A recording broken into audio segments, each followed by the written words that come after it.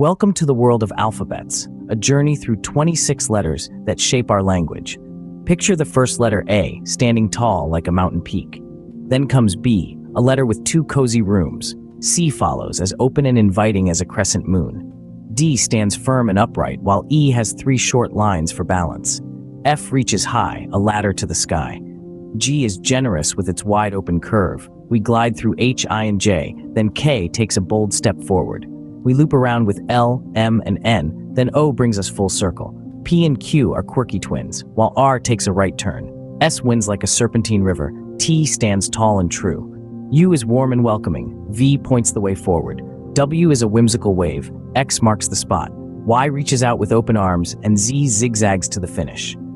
And there we have it, the magical journey of the alphabet.